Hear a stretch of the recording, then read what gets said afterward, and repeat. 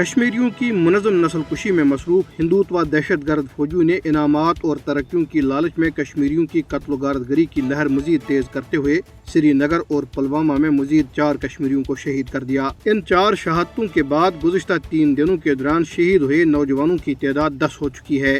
بھارتی دہشت گرد فوجیوں نے فرضی جھڑپوں میں کشمیریوں کا قتل عام جاری رکھتے ہوئے سری نگر کے علاقے سورا میں 2 جبکہ پلوامہ کے علاقے اونتی پورہ میں 2 نوجوانوں کو شہید کر دیا۔ اس سے قبل بھارتی درندہ صفت فوجیوں نے کپواڑہ کے جمگنڈ علاقے اور بارہ مولہ کے علاقے پٹن میں 3 نوجوانوں کو شہید کر دیا تھا۔ اس طرح سے گزشتہ بدھ سے اب تک شہید ہوئے نوجوانوں کی تعداد 10 ہو چکی ہے۔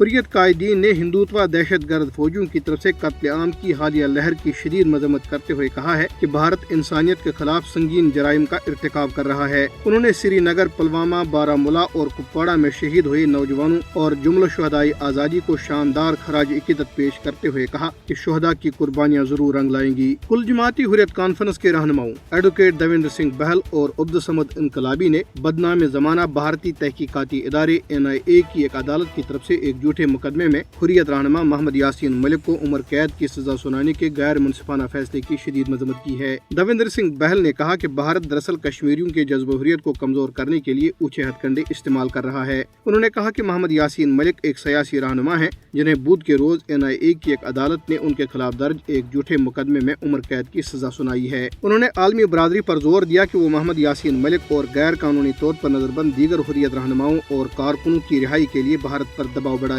کل جماعتی حریت کانفرنس کے محبوس رہنما عبدالصمد انقلابی نے جیل سے جاری ایک بیان میں کہا ہے کہ کشمیری عوام کو قتل عام، گرفتاریوں اور دیگر ظالمانہ اور غیر انسانی ہتھ کنڈوں کے ذریعے اپنی حق پر مبنی جدوجہد آزادی جاری رکھنے سے روکا نہیں جا سکتا۔ انہوں نے کہا کہ بھارتی عدالت کی طرف سے محمد یاسین ملک کی عمر قید کی سزا سے اسے اپنے ناقابل تنسیق حق خودراجت کے حصول کی کشمیریوں کی جدوجہد کو نئی جہت ملے گی۔ پیپلز ڈیموکریٹک پارٹی کی صدر محبوبہ مفتی نے کہا ہے کہ مقبوضہ علاقے میں شہریوں کے قتل کے واقعات نے جموں کشمیر کی صورتحال معمول پر آنے کے بھارتی حکومت کے دعووں کو بے نقاب کر دیا ہے۔ محبوبہ مفتی نے ٹویٹ میں کہا کہ کشمیر میں سوگ منانا اور ماتم کرنا اب ایک معمول بن گیا ہے۔ انہوں نے کہا کہ بھارتی حکومت کا جموں کشمیر میں حالات نارمل ہونے کا دعویٰ مقبوضہ علاقے کی زمینی صورتحال کے بالکل برعکس ہے۔ محبوبہ مفتی نے مزید کہا کہ بھارتی حکومت جموں کشمیر میں حالات نارمل ہونے کا ڈنڈورا پیٹ رہی ہے جبکہ شہریوں کے قتل کے بھیانک واقعات اس کی نفی کر رہے ہیں۔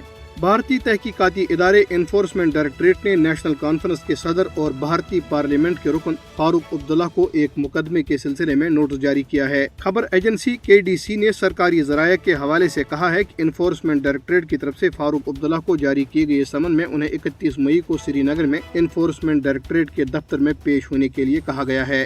پاکستان کے سابق صدر آصف علی زرداری نے کہا ہے کہ حریت رہنما محمد یاسین ملک کی عمر قید کی سزا نے بھارتی وزیر اعظم نریندر مودی کا حقیقی چہرہ دنیا کے سامنے بے نقاب کر دیا ہے۔ آصف علی زرداری نے ایک بیان میں کہا کہ وہ جموں کشمیر لبریشن فرنٹ کے چیئرمین محمد یاسین ملک کو سزا دینے کے بھارتی عدالت کے فیصلے کے خلاف عالمی فورم پر آواز اٹھائیں گے۔